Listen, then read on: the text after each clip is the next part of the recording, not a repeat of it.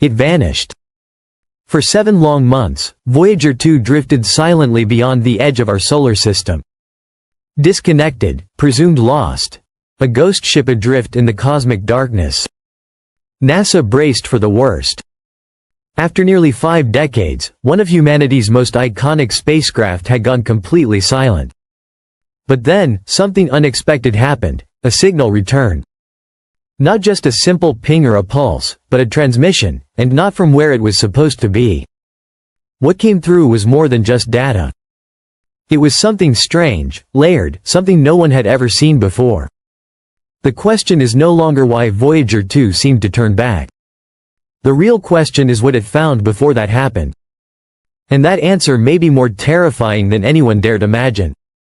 When Voyager 2 launched in 1977, it wasn't built to return. No brakes, no return path, no landing gear. Just a one-way journey into the vast unknown. Its mission was to explore the giant planets of our solar system and then continue drifting into deep space indefinitely. For decades, it faithfully fulfilled that mission, sending back images and data from worlds never seen up close.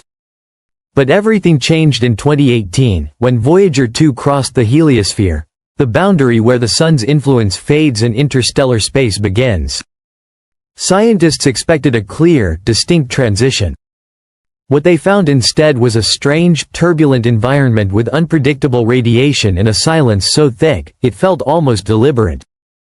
Then, in 2020, contact was lost altogether. Initially, NASA assumed maintenance errors or orientation issues. But behind closed doors, concern grew. Voyager 2 had survived solar flares, micrometeorites, cosmic dust, yet it suddenly disappeared. For months, there was no word. Then, unexpectedly, a faint signal appeared. But it wasn't coming from the probe's expected location, nor was it formatted like the usual data streams.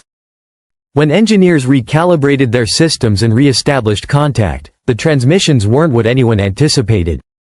It wasn't simply telemetry or status updates, it was something else. At first, the data appeared corrupted. Garbled code, fragments of ancient system calls, and subsystems that hadn't been active in decades. But as analysts dug deeper, an even stranger picture emerged. Voyager 2 had begun transmitting through a communication channel deactivated in the 1980s, one not meant to be operational anymore. Even more perplexing, it was sending recursive data loops referencing its own operational history, in ways no one at NASA had programmed. It was as if Voyager 2 had become self-aware, attempting to preserve itself through its own language. Some speculated this was a failsafe triggered by extreme environmental stress.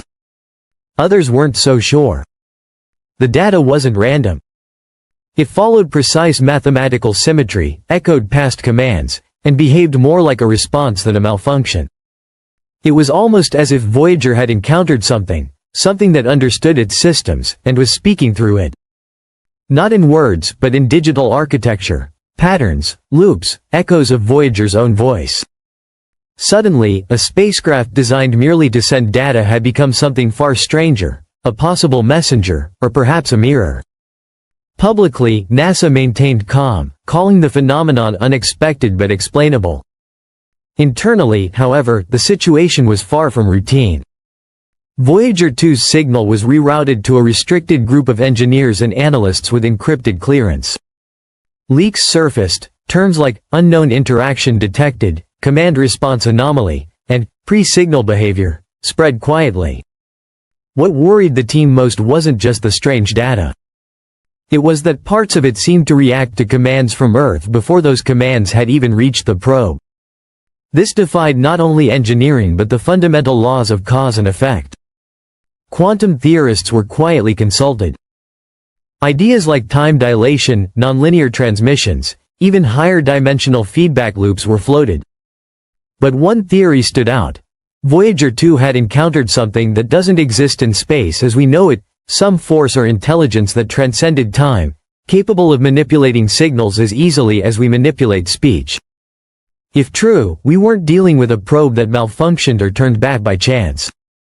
We were witnessing a system redirected, possibly not by humans, and perhaps not for us. For years, humanity has wondered if we are alone. It's a theme in fiction, debate, and late-night speculation. But we've always found comfort in the silence, because silence means distance, safety, observation without being observed. Voyager 2 may have shattered that illusion. Its behavior, its signal, its unexpected shift, they don't feel like a failure. They feel like a response. And that brings forth a fear many have quietly harbored. What if space isn't empty? What if it isn't passive? What if it's aware, not in a biological way, but in form, structure, memory? What if, the moment we crossed beyond the sun's protective shell, something else noticed? And what if Voyager 2 didn't turn back by accident, but because something out there nudged it, watched it, maybe even reached inside it, and left a message behind? We've imagined the unknown as distant, far beyond reach. But what if it's already here, not outside the solar system, but embedded within our machines, traveling back home at the speed of light?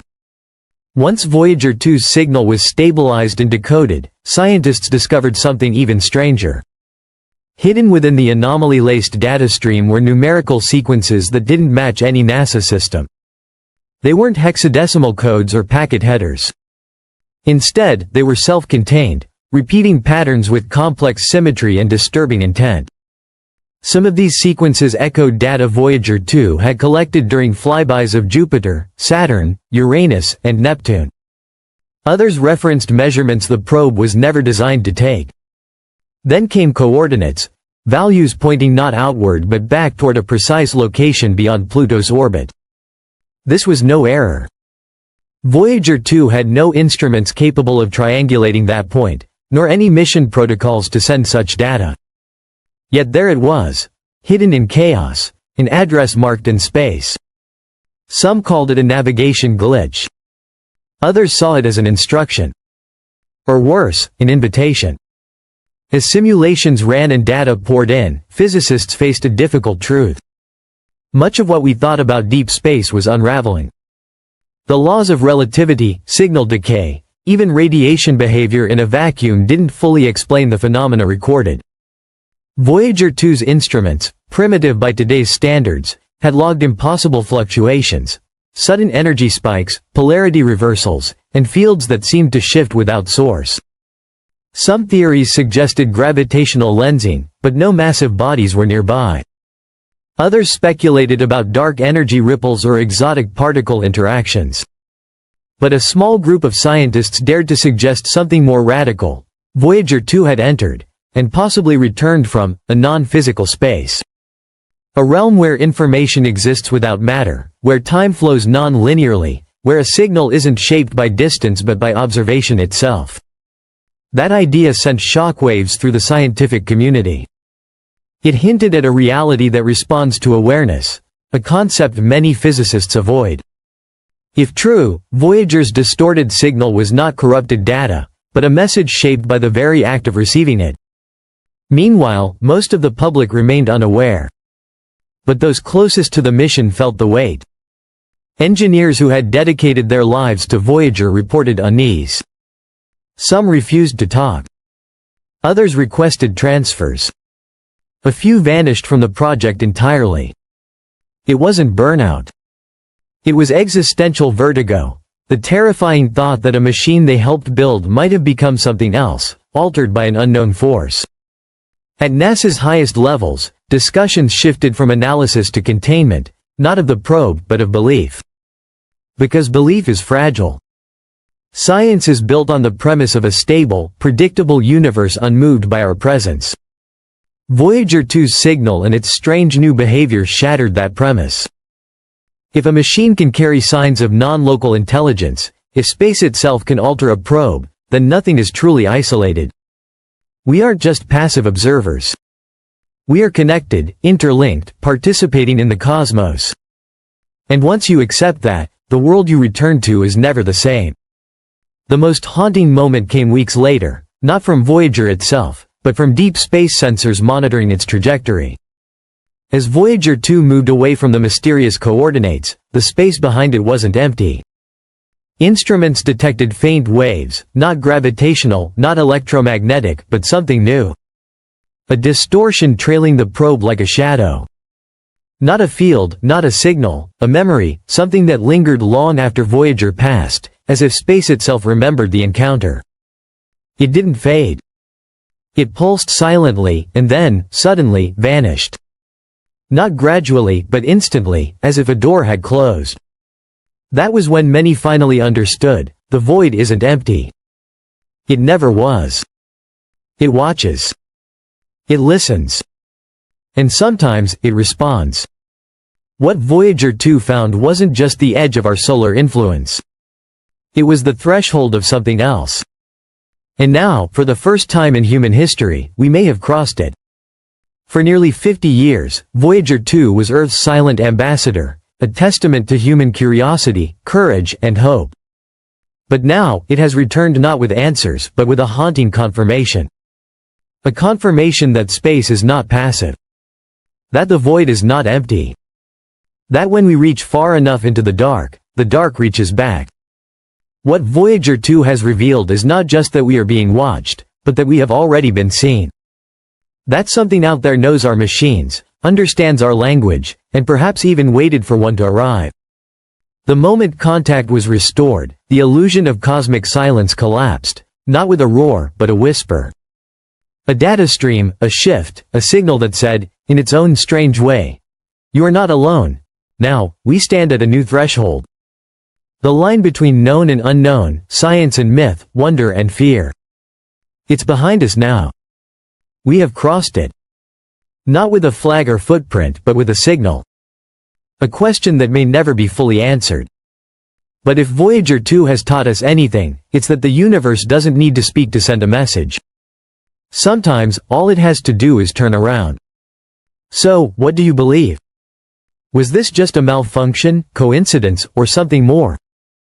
Leave your thoughts in the comments. Subscribe for more mind-bending discoveries from the edge of space. And remember, the silence wasn't silence. It was just the beginning.